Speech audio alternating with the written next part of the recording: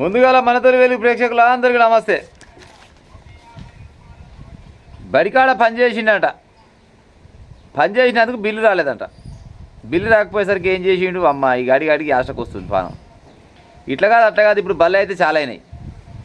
బళ్ళు చాలా అయినాక ఏం చేయాలంటే బడి బంద్ చేయాలనుకున్నట. మరి ఈయనకు వాడని చెప్పిండా లేకపోతే తనకే వచ్చిందా ఈ ముచ్చట మనకు తెలియదు. కానీ చిన్న పోయి బడికి తాళం పెట్టిండట.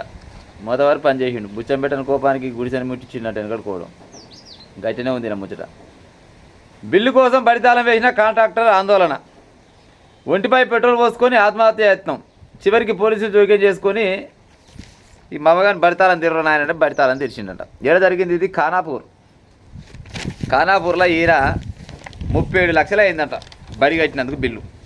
బిల్డింగ్లు కట్టినట్టుండు. బడి కట్టినందుకు 37 లక్షలు అయింది. 14 లక్షల రూపాయల బిల్లు వచ్చిందంట.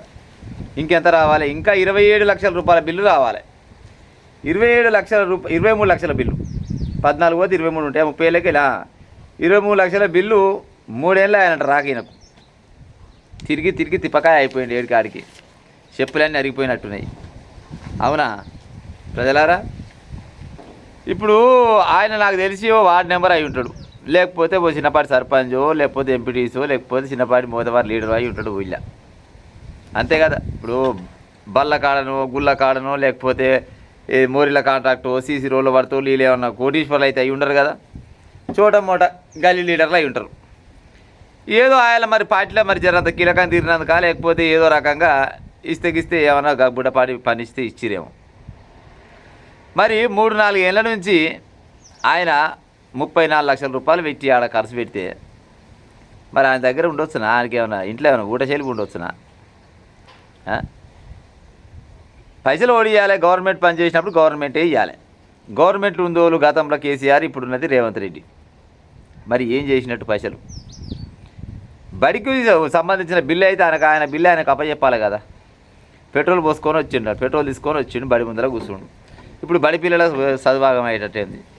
ఏముంది పుసుకున్న అగ్గిపుల్ల గాసుండ పోసుకోగానే పక్క పోయి చూడాలి. అగ్గిపుల్ల వేయడమా, లేకపోతే దానికి పానం వేసి వేసుకున్నా అంటే గోవింద.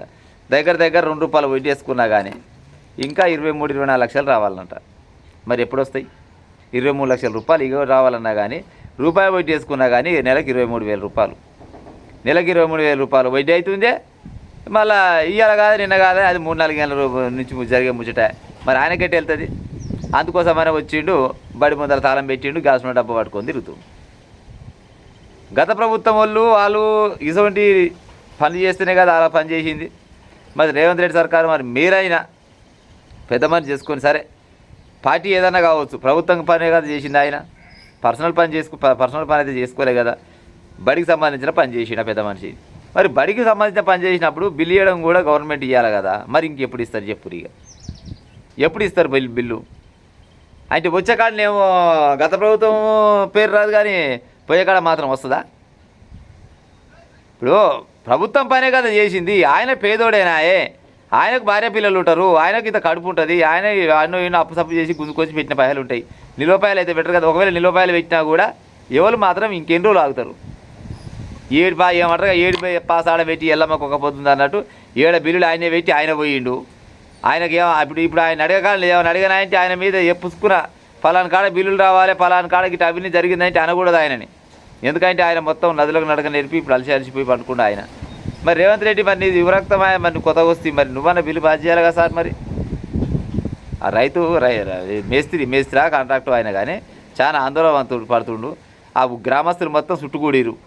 ఏమాయ అంటే బడి కట్టిన బిల్లు రాలేదంటే సస్తాడు కర్మదాలు చచ్చిండు అనుకో. తర్వాత బాధ్యుడు ఓడు ఆ కుటుంబానికి.